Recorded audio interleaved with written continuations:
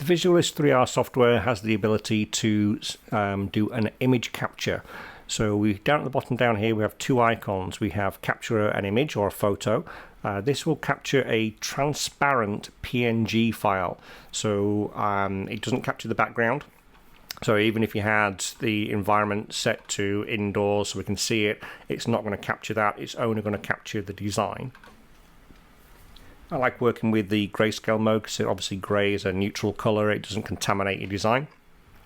We should also be aware that when we're working with this, we can play with the lighting, so we can move lighting around to control how things work. So maybe we can capture how we want it, maybe we want to play with intensity, etc. So we can get the lighting just right on our design. When we've got that done, we can also look at the settings. So in the top right hand corner we have a settings where you can upload your logo. I've already got mine done. You can switch the logo on and off if you want. So if you don't want to capture it in the output, you can switch that off. There's also a tagline, this one in the bottom right hand corner.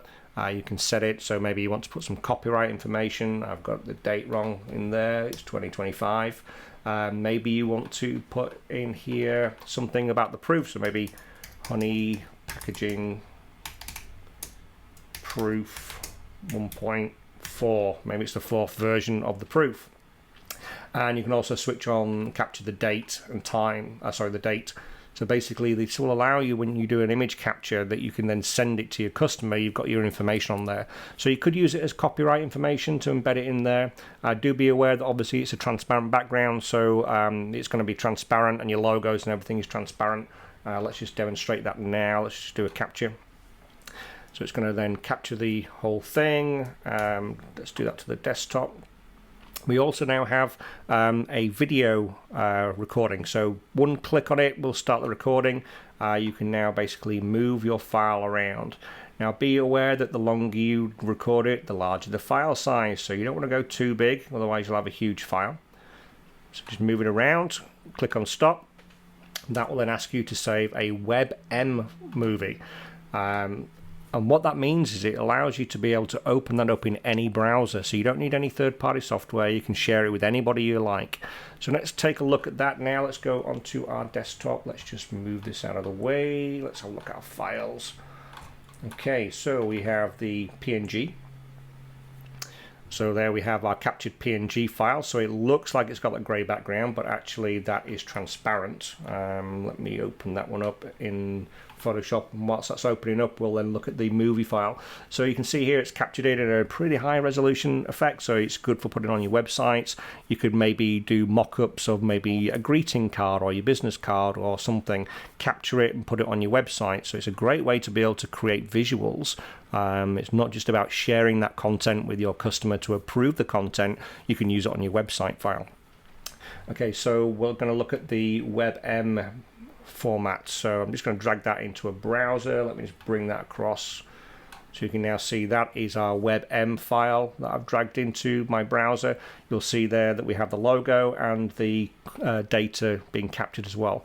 So that file video there was, let's see, 6.8 megabytes, so it's emailable. Let's just open up that PNG file just to prove that it really is a transparent PNG. So let me just move my Touch 7 plugins out of the way. So if you don't know about Touch 7, that's my other company. So I develop color separation technologies. So let's just go into our layers. Let's just put in a new layer behind the background. Maybe that we're actually putting this somewhere else. Let's grab an image of something. Let's see. Grab anything we like. No idea what that is, but let's see. Yeah, okay.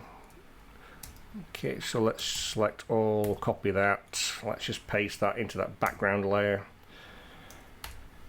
So if you wanted to, you can make mock-ups. Obviously, it's not the perfect ideal image, but you get the idea of how the file is transparent. So a transparent PNG file, we could maybe take that data and maybe scale it.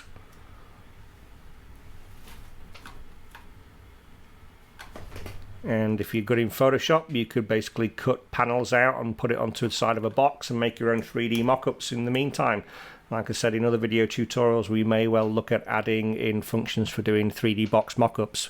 For now, it's all flat sheet, but let's release version 1 first. So there we go, transparent PNG files, basically captured from the Visualis3R software. So that's it. That's the wrap-up on how to work with the image capture tools.